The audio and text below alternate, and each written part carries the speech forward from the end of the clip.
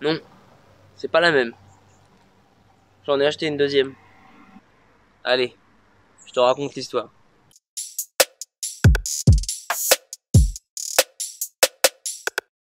À 5 km de chez moi, j'ai repéré cette Super 5 qui tournait pas depuis quelques mois. Elle bougeait pas. J'ai regardé sur Google Maps, je suis remonté 4 ans en arrière et la voiture a pas bougé. Elle faisait 1 mètre, elle tournait de sens, enfin elle tournait plus quoi.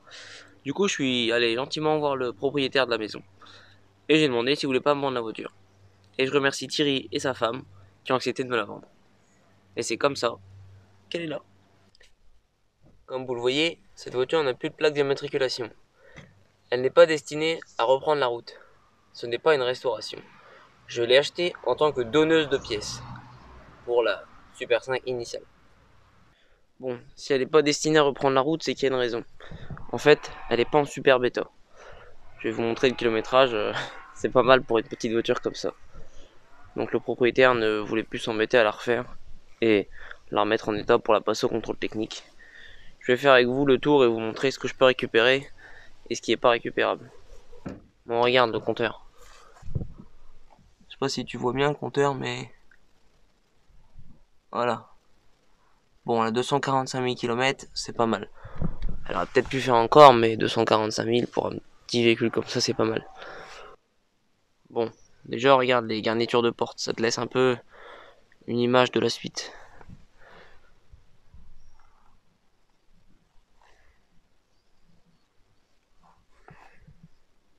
Bon, la peinture, elle est devenue mate avec le temps. Les plastiques, ils sont devenus poreux et gris. Les joints, ils sont devenus verts et secs. Moi, ce qui m'intéressait surtout, c'est de pouvoir récupérer des éléments qui vont me servir pour la mienne. Donc, en l'occurrence, le pare-choc arrière.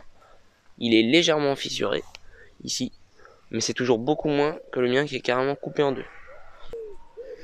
Pareil pour le pare-choc avant. Il est en super bêta. Bon, il a besoin d'une peinture. Il a un léger accroc ici, mais franchement, c'est pas énorme. Comparé au mien qui est aussi fêlé en deux en bas.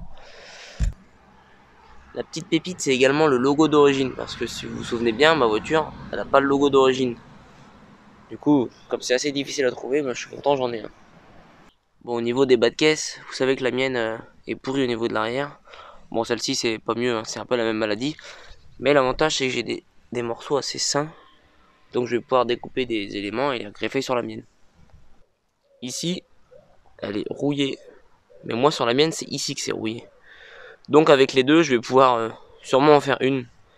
Et pas être obligé de racheter un élément ou de refabriquer un élément complet. Tu vois le bas de caisse ici? Moi, il y a un trou. Là, au moins, je peux récupérer de la matière et aussi un gabarit pour refaire. Ce qui va être pas mal aussi, c'est que je peux récupérer tout le coffre, enfin le haillon. Parce que moi, il est rouillé et là, il n'est pas attaqué par la rouille. J'ai regardé en dessous du joint. Bon, évidemment, il faudra le repeindre, mais alors, chance ou hasard, je ne sais pas, c'est que c'est la même teinte que la mienne. C'est un bleu nuit 455 ou 500, je ne sais plus. Mais c'est la même couleur. Donc ce sera plus facile que si c'était une blanche. Deuxième aspect où j'ai de la chance, c'est que c'est le même moteur. C'est pas le même filtre à air. Ça doit pas être un même carburateur. En l'occurrence, un Zenith 32F. Mais comme c'est le même moteur, si j'ai besoin de pièces, j'hésiterai pas. Alors par contre, la boîte, c'est pas la même. C'est une boîte 4. Mais bon, j'avais pas prévu de changer ma boîte, donc c'est pas grave. Ça, c'est cool. Le radiateur, il a l'air en meilleur état que le mien. Il a pas l'air vieux. Donc c'est bien. Je vais peut-être pas être obligé d'en racheter un. Puis voilà, hein, pas mal de petites pièces qui vont pouvoir me servir. Bon, il y a des pièces malheureusement qui sont cassées comme sur la mienne, mais ça c'est un peu la maladie des Super 5. C'est du petit plastique très fragile. Pour l'extérieur, je vais aussi pouvoir récupérer cette porte. C'est pas la même finition, elle a pas les baguettes en plastique, mais j'aurais juste à ressouder des petits ergots pour les faire tenir. Parce que la mienne, elle a un méga POC. Celle-ci est, hormis qu'elle soit décolorée, elle a pas de POC. Donc c'est cool.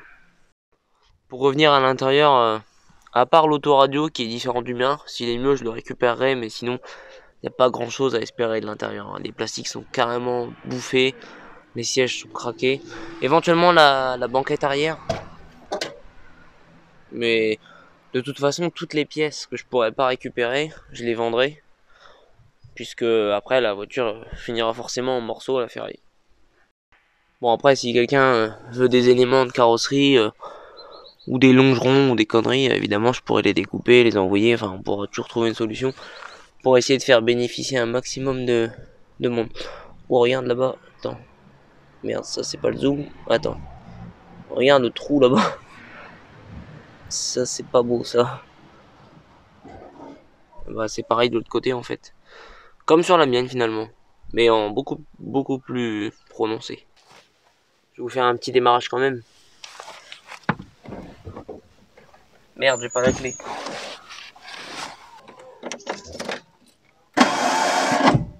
Ah bah le démarreur est collé.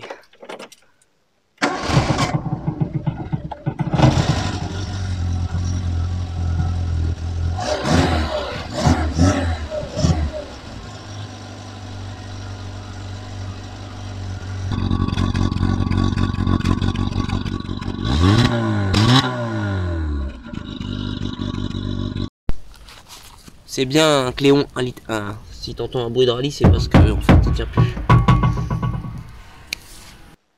Donc je reprécise bien que toutes les pièces qui ne me serviront pas seront à vendre à la fin de la restauration. Bon, m'envoyez pas des messages sur les groupes pour me demander si telle ou telle pièce est disponible. Je sais pas encore ce que je vais avoir besoin ou non. Donc on voit ensemble à la fin.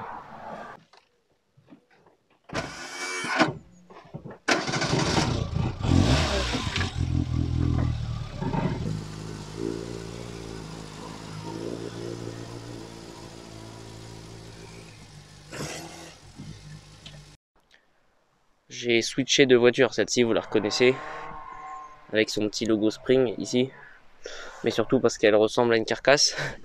J'ai encore découvert un petit peu de rouille ailleurs, notamment ici sur le support de la tête d'amortisseur, avec le longeron supérieur entre guillemets. Non, c'est pas vraiment un longeron, mais c'est ce qu'il y a derrière l'aile. Donc j'ai démonté les ailes, j'ai découpé la partie rouillée. J'attends maintenant un produit donc du Féroce qui vient traiter la rouille, la neutraliser et protéger contre l'humidité pour ensuite pouvoir remettre un nouvel élément, souder, peindre, etc. et continuer la restauration. Voilà, donc dès que j'ai reçu le produit, je vous fais une vidéo où on s'occupe de ressouder un morceau. Donc l'élément que j'ai coupé ici, bah évidemment je vais le prendre sur l'autre voiture que je viens de vous montrer juste avant. Bon, et bien on se retrouve dans quelques temps pour la suite. Je vais essayer de tourner l'épisode dès que possible et puis vous le mettre en ligne. Si vous avez des questions sur le projet, sur la façon dont je procède, sur la voiture, sur celle-ci, sur la donneuse d'organes ou autre, bah écrivez-moi en commentaire directement en dessous. Et puis comme ça je pourrai y répondre directement dans la prochaine vidéo ou bien directement sous le commentaire. N'hésitez pas à partager ce projet si ça vous plaît, à mettre un petit j'aime. Et puis vous pouvez aussi commenter si la vidéo vous a plu. Voilà. Allez, moi je vous dis à plus. Salut.